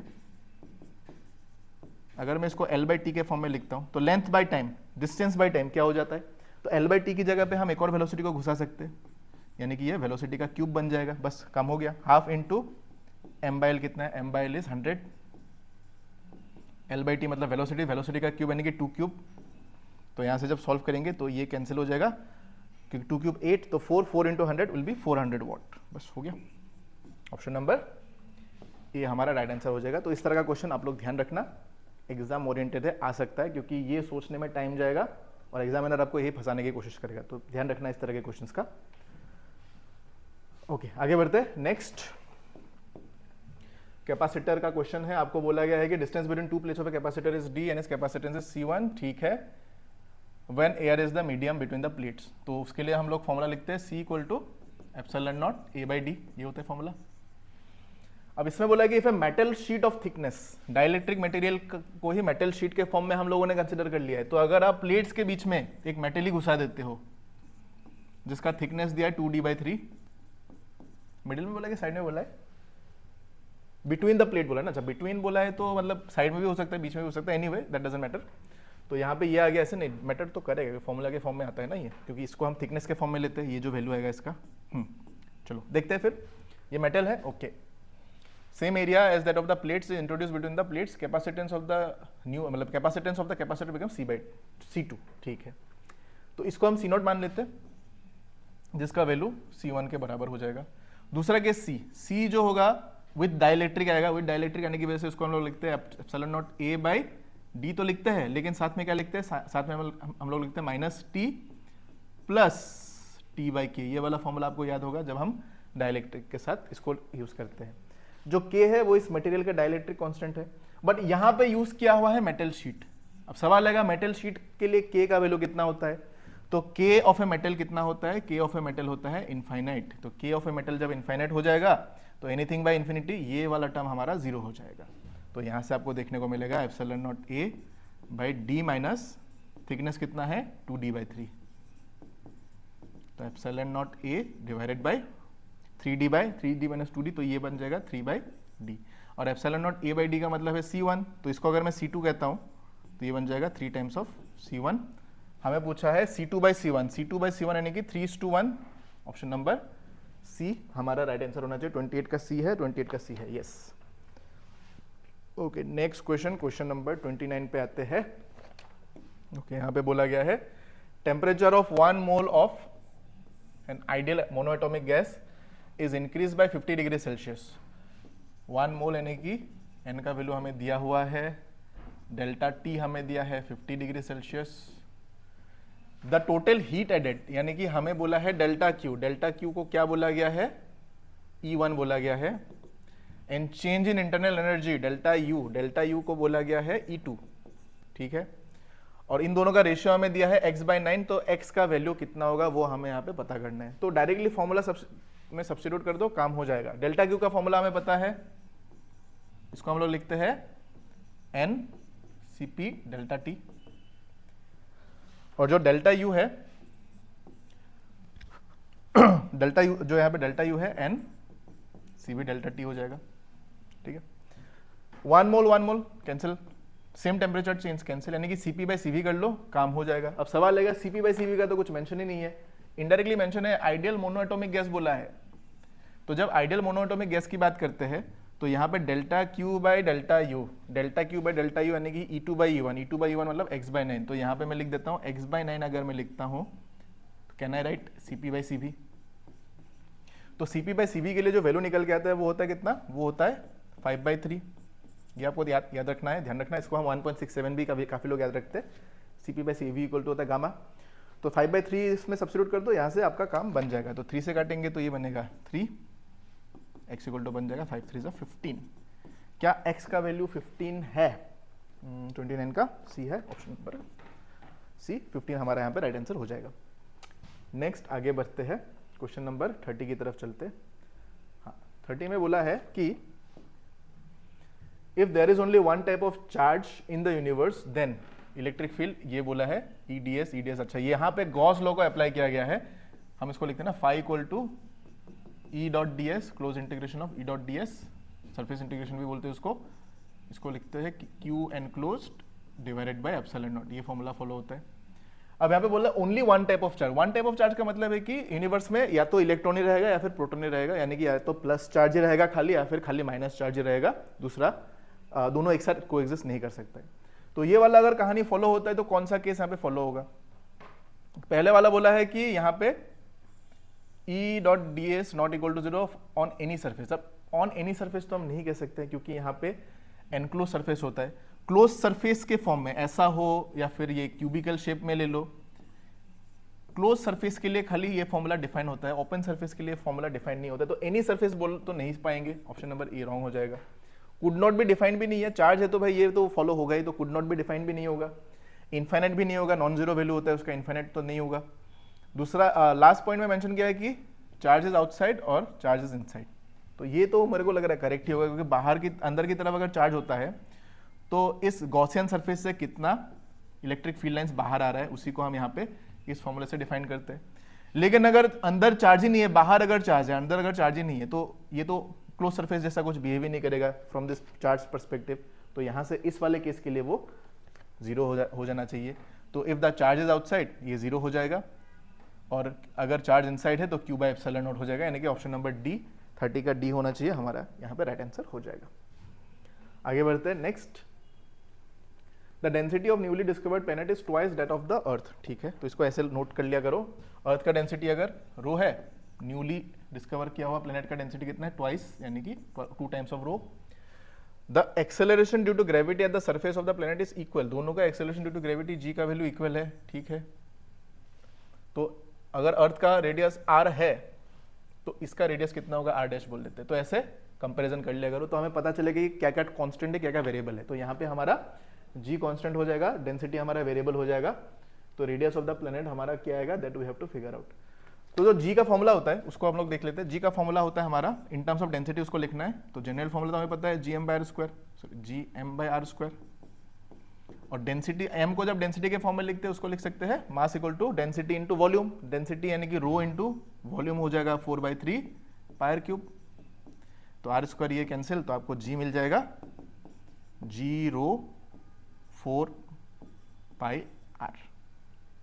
ओके, अब यहाँ पे डेंसिटी बोला है, एक्सेलरेशन टू ग्रेविटी के बारे में मेंशन किया गया है। ओके ठीक है, सिंस ये मेंशन किया गया है तो उसमें प्रॉब्लम नहीं होगा। अगर मैं यहाँ पे ध्यान देता हूँ, दोनों का सेम है, चलो कोई बात नहीं, उसको वेरिएबल के फॉर्म में रख देंगे।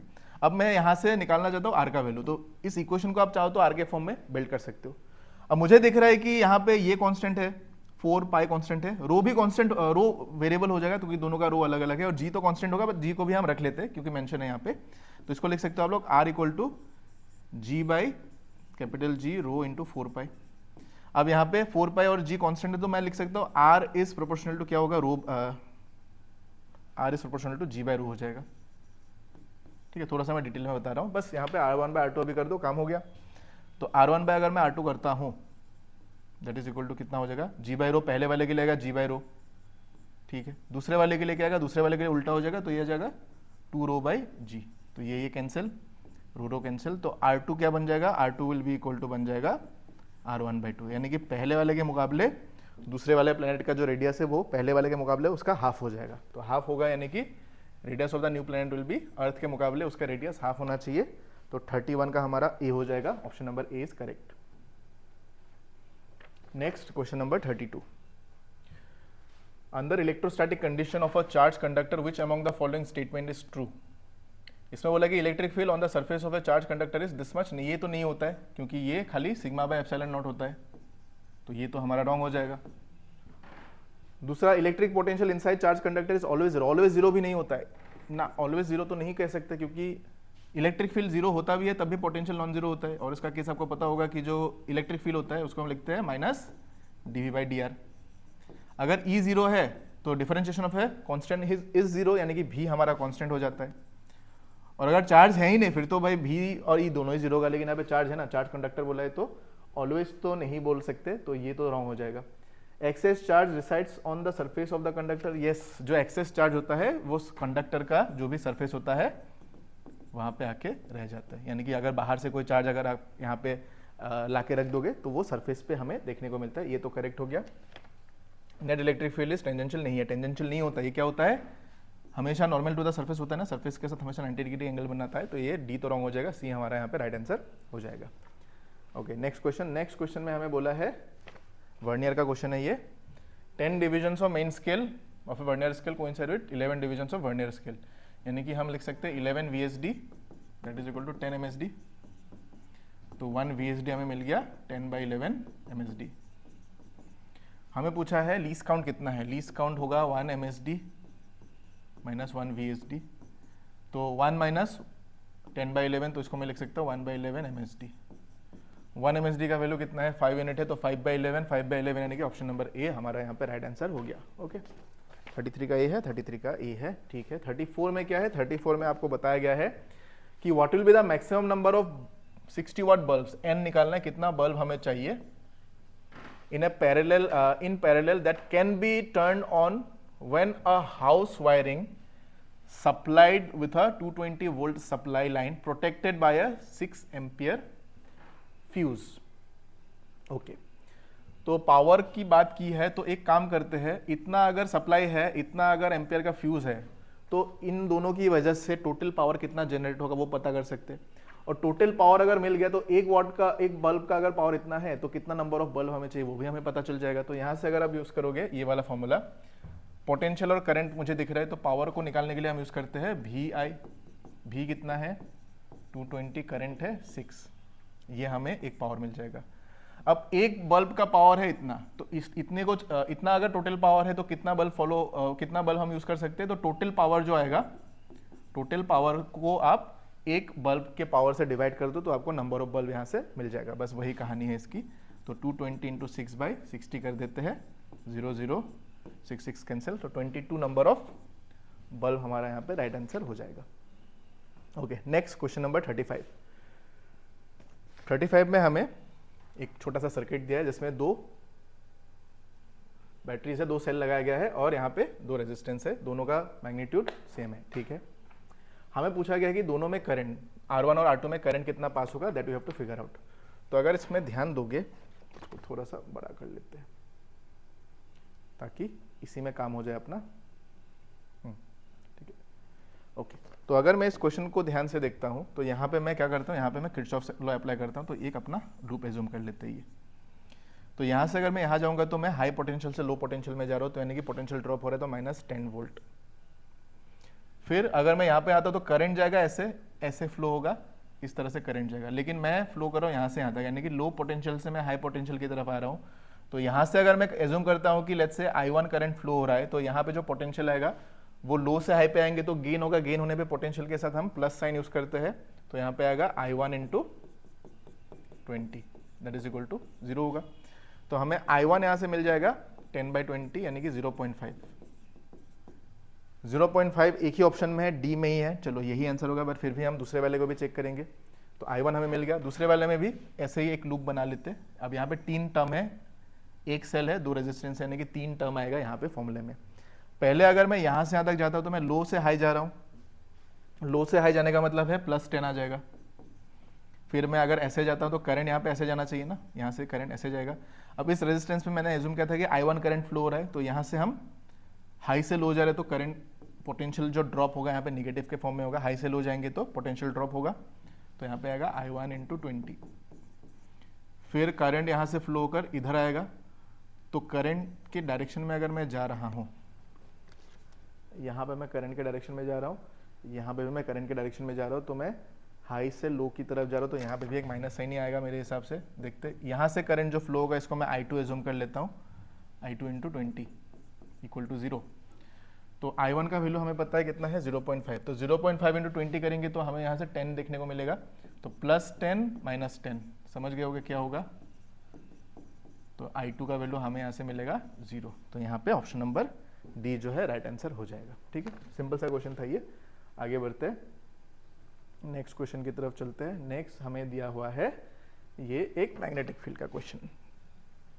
ओके, तो ये एक वायर है, यहाँ से करंट फ्लो होते हुए आ रहा है, फिर यहाँ पे कर्व हो गया, फिर ये ऐसे चला गया। इस पॉइंट के अबाउट हमें पता करना है मैग्नेटिक फील्ड कितना होने वाला है। तो अगर आपको एक चीज़ पता होगा कि इस वाले लाइन के हिसाब से अगर आप देखने जाओगे तो यहाँ पे इस वाले लाइन के अबाउट तो मैग्नेटिक फील्ड तो जीरो होगा, तो इसकी वजह से मैग्नेटिक फील्ड हमारा जीरो होगा। यहाँ पे खाली इस वाले पॉइंट के इधर ये वाले वायर की वजह से कितना आएगा और इस वाले कर्व की वजह से कितना आएगा वो हमें यहाँ पे पता करना है। तो इसकी वजह से जो मैग्नेटिक फील्ड आता है उसको हम लोग लिखते हैं म्यू नॉट आई बाई, अब यहाँ पे 90 डिग्री एंगल बनेगा, यहाँ से इनफाइनाइट आएगा तो यहाँ पे वो बन जाता है 4 पाई आर, ठीक है। और जो कर्व होता है, कर्व के लिए हम फुल जो लूप होता है एक पर्टिकुलर लूप, उसके लिए लिखते हैं mu not I by 2r, लेकिन ये हाफ ऑफ द लूप है तो mu not I by 2r into half लिखेंगे तो ये बन जाएगा mu not I by 4r, ये बन जाना चाहिए यहाँ से। अब दोनों का डायरेक्शन देखो, करंट ऐसे जा रहा है, मैग्नेटिक फील्ड बाहर की तरफ आएगा, यहाँ पे भी करंट ऐसे जा रहा है, मैग्नेटिक फील्ड बाहर की तरफ आएगा, यानी कि दोनों मैग्नेटिक फील्ड का डायरेक्शन जो है वो सेम है, तो दोनों को बस ऐड कर दो। तो इसके साथ मैं इसको ऐड कर देता हूँ, तो यहाँ से आ जाएगा mu not I by 4r। कौन सा फिट हो रहा है, कॉमन ले लेते पता चल जाएगा। म्यू नॉट आई यहाँ पे कॉमन आएगा और मुझे दिख रहा है 4r भी कॉमन आ जाएगा, 4r तो नहीं है, 2r को कॉमन लिया है, तो चलो 2r को कॉमन ले लेते हैं। 2r कॉमन आएगा तो यहाँ पे आएगा 1/2 pi plus 1/2। Option number C के साथ ही ये मैच होता हुआ दिख रहा है, 36 का सी है, हाँ C is the right answer. Next, ये तो सिंपल सा क्वेश्चन है, ये आपको ध्यान रखना है, ये इंपॉर्टेंट है। फेरोमैग्नेटिक सब्सटेंस के लिए ससेप्टिबिलिटी काई का वैल्यू कितना होता है, तो इसका वैल्यू आपको पता होगा, इट इज 1000 से भी ज्यादा होता है, ऑलमोस्ट 1000 के बराबर हो जाता है, आप कह सकते हो। तो it is very very much more than 1 होता है। तो ये डायमैग्नेटिक, फेरोमैग्नेटिक, पैरामैग्नेटिक, इन तीनों का प्रॉपर्टी आप लोग ध्यान रखना, वहां से डायरेक्ट क्वेश्चन बन सकता है। साथ में इन सब का जो ससेप्टिबिलिटी काई का वैल्यू है वो भी आप लोग ध्यान रखना, वो टेबल किसी ना किसी बुक में हमेशा रहता है, वो टेबल आप लोग अच्छे से पढ़ लेना, यहाँ से क्वेश्चन आपको देखने को मिल सकता है। ओके, नेक्स्ट क्वेश्चन ने बोला है the property which is not बोला है, not of an electromagnetic wave travelling in free space, they travel with speed equal to, हाँ एग्जैक्टली, ये स्पीड ऑफ लाइट के बराबर मूव करता है, correct. They originate from charges moving with uniform speed, नहीं uniform speed में वो move करेगा तो वो क्या करेगा, वो खाली इलेक्ट्रिक फील्ड बिल्ड कर पाएगा, लेकिन जब वो एक्सेलरेटेड मोशन में मूव करता है तो वो इलेक्ट्रोमैग्नेटिक वेव का कैरेक्टरिस्टिक शो करता है, तो ये हमारा रॉन्ग हो जाएगा, क्योंकि नॉट वाला पूछा है तो यही हमारा आंसर होगा। 38 का बी होना चाहिए, हाँ बी हो जाएगा। बाकी they are transverse in nature, yes, the energy density of electric field is equal to, yes, दोनों का एनर्जी डेंसिटी इक्वल होता है, दैट इज करेक्ट। तो ये आपको यहाँ पे देखने को मिलेगा, यानी कि ऑप्शन नंबर बी हमारा रॉन्ग है, यानी कि रॉन्ग स्टेटमेंट पूछा है तो इसका बी हमारा राइट आंसर हो जाएगा। नेक्स्ट 39 की तरफ चलते हैं। 39 में हमें दिया हुआ है कि self inductance L of a solenoid of length L and area of cross section A with a fix number of turns and increases L as, okay. तो सेल्फ इंडक्टेंस का फॉर्मूला हमें पता है, L equal to mu naught number of turns per unit length का square into L into E, लेकिन हमारा यहाँ पे number of turns per unit length नहीं दिया है, नंबर ऑफ टर्न्स बोला है, तो स्मॉल n को हमें बनाना होगा कैपिटल N, तो स्मॉल n को हम लोग लिखते हैं कैपिटल N बाई L, तो म्यू नॉट को मैं लिख सकता हूँ, म्यू नॉट इंटू इसको मैं लिख सकता हूँ n square by capital L का square into L into A, तो यहाँ से मिल जाएगा हमें एक formula mu naught n square A by L। अब यहाँ पे वेरिएशन देखना है, किसका किसका LA दिख रहा है, यानी कि यहाँ पे इसको हटा दो, A और L का देखो, तो L is proportional to A है, यस, लेकिन L is inversely proportional to the length है। तो अगर मैं A को बढ़ाता हूँ, इंक्रीज बोला ना, इंक्रीज करना है, तो अगर मैं A को इंक्रीज करूंगा तो L इंक्रीज होगा, और L को डिक्रीज करूंगा तब भी L इंक्रीज होगा। तो A को इंक्रीज करना है, L decrease, A increase, option number ए ही हमारा यहाँ पे राइट आंसर हो गया। दोनों डिक्रीज होगा नहीं, दोनों इंक्रीज होगा नहीं, L इंक्रीज नहीं, ये तो बिल्कुल ही नहीं होगा, ये तो और कम कर देगा, तो मैक्सिमम करने के लिए हमें इसको फॉलो करना होगा। तो ऑप्शन नंबर ए 39 का ए हमारा यहाँ पे राइट आंसर हो जाएगा। नेक्स्ट क्वेश्चन नंबर 40 की तरफ चलते हैं। क्वेश्चन नंबर 40, अच्छा सिंपल सा केस है ये, यहाँ पे हमें इसका टेबल मैच करना है। अच्छा देखो,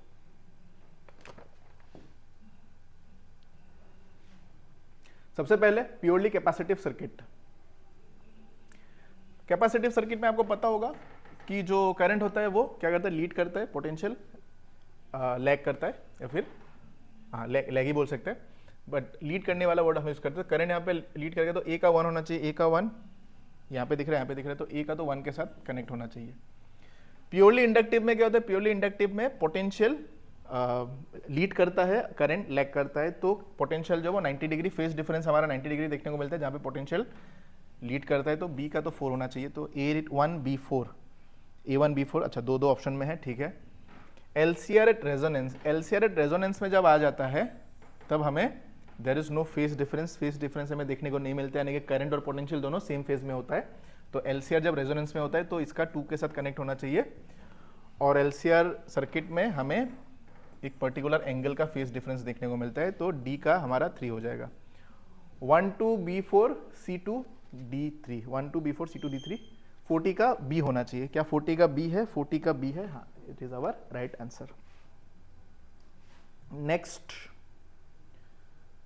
a body of mass 8 kg is moved by a force this much Newton, where x is the distance covered, initial position is this much, final position is this much, initial speed यानी कि u हमारा 0 है, final speed v हमें पता करना है कितना है। तो क्वेश्चन को देखे थोड़ा कंफ्यूजन फील हो सकता है, बट आराम से हो जाएगा। देखो आपको यहाँ पे फोर्स दिया हुआ है, डिस्टेंस दिया है, हम यहाँ पे वर्क एनर्जी थ्योरम लगा के इसको आराम से सॉल्व कर सकते हैं, क्योंकि हमें पता है W इज इक्वल टू क्या होता है, change in kinetic energy. Initially particle का स्पीड जो है वो 0 है, initially particle is at rest, तो जो भी काइनेटिक एनर्जी आएगा वो फाइनल वाले के लिए आएगा। तो वर्क डन के लिए हमारा फोर्स जो है वो वेरिएबल है, तो हम इसमें लिखेंगे इंटीग्रेशन ऑफ f dx, कितना है 3x dx। कहां से कहां तक मूव किया है according to the question, x equal to 2 से x इक्वल टू 10, तो 2 से 10, डेल्टा के इनिशियल टू 0 फाइनल कितना होगा, हाफ इंटू m, भी स्क्वायर कर देते। भी हमें पता है नहीं, भी हमें निकालना है, मास हमें दिया है, बस सॉल्व कर दो, काम हो गया। तो 3 आएगा इधर, इधर आएगा x स्क्वायर बाई 2, लिमिट लगेगा 2 से 10 तक, हाफ इंटू m, मास है हमारे पास 8 kg इंटू वेलोसिटी का स्क्वायर। तो इसको सॉल्व करते हैं।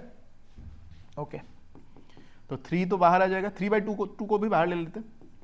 इधर आएगा एक्स स्क्वायर यानी कि 100 माइनस 2 स्क्वायर 4, तो इस एक्स स्क्वायर 10 स्क्वायर करेंगे तो ये 100 आएगा, और इधर 2 स्क्वायर यानी कि -4 यानी कि 96 आ जाएगा इधर, और इधर आ जाएगा, इसको काटेंगे तो 4 भी स्क्वायर, 2 को काट लेते 48 आ जाएगा, 4 से काटेंगे तो 12 आ जाएगा, तो भी स्क्वायर इज इक्वल टू 12, 3 36, तो भी should be equal to 6 metre पर सेकेंड।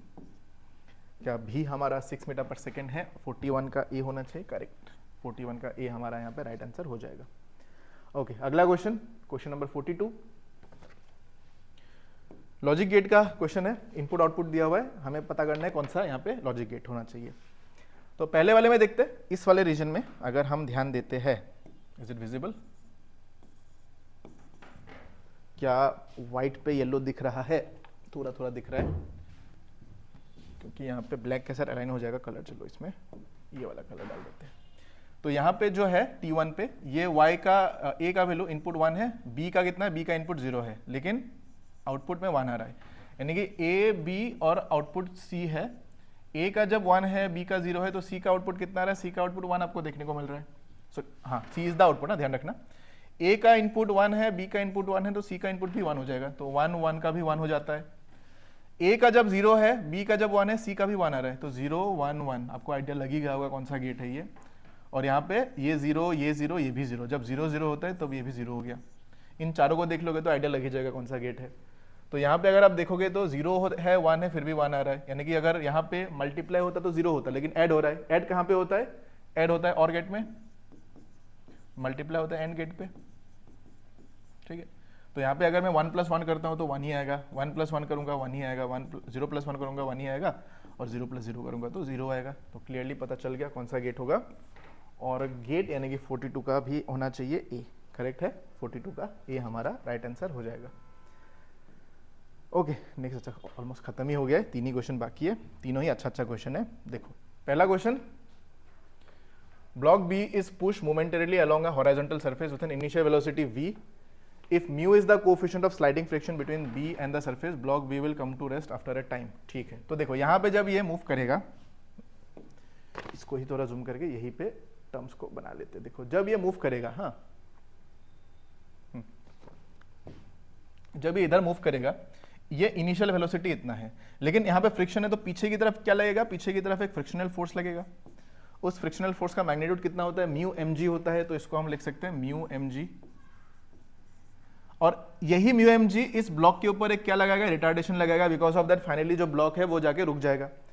अब इस रिटार्डेशन की वजह से जो एक फोर्स पीछे की तरफ लगेगा, वो फोर्स और जो फ्रिक्शनल फोर्स है दोनों यहाँ पे इक्वल होना चाहिए, क्योंकि ब्लॉक का जो मास है उसको अगर हम m मान लेते हैं तो ये जो m इंटू ए यहाँ पे होगा, कैन वी से ये m into A that will be equal to mu M G के बराबर होना चाहिए, क्योंकि ब्लॉक जो पीछे की तरफ एक पुल या फिर फोर्स फील करेगा वो फोर्स का मैग्नीट्यूड होगा ma के बराबर। अब वो जो एक्सेलरेशन या फिर रिटार्डेशन पीछे की तरफ डेवलप होगा, उस रिटार्डेशन के पीछे कौन सा फोर्स एक्ट कर रहा है, वो फोर्स होगा frictional force, that is nothing but mu M जी।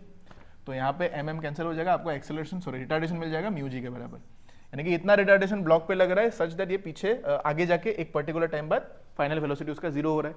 अब फर्स्ट इक्वेशन ऑफ मोशन अगर लगाते हैं तो v इक्वल टू हम लोग लिखेंगे u प्लस 80, फाइनल वेलोसिटी उसका जीरो है, initial velocity according to the question v दिया हुआ है हमें, और रिटार्डेशन लगेगा तो ये माइनस म्यू जी आएगा इंटू टी, यहाँ से आपको t पता करना था तो t इक्वल टू बनेगा v बाई म्यू जी, तो t equal v by mu g यानी कि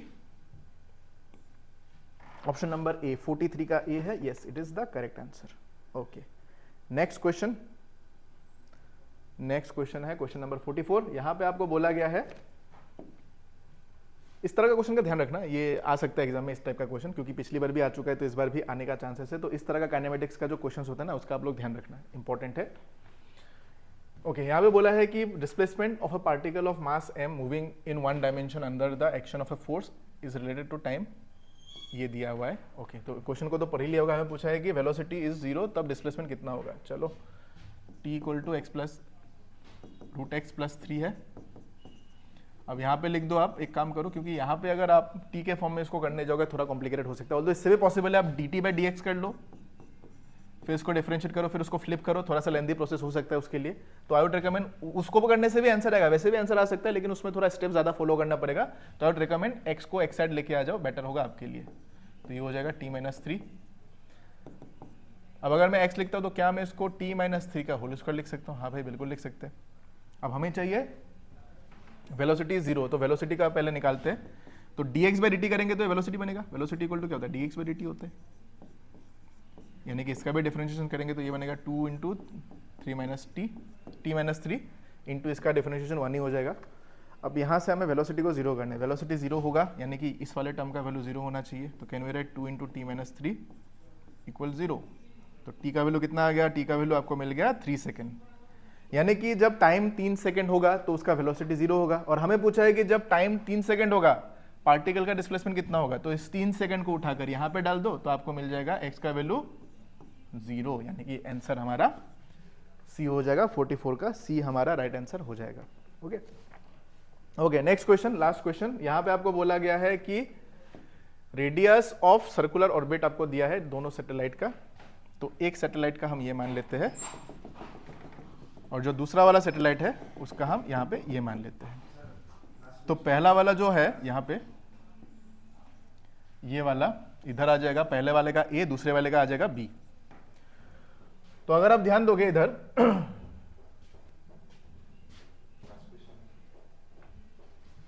तो पहला वाला जो है आपका रेडियस आ जाएगा 4r, दूसरा वाला आ जाएगा आपके पास r, ठीक है।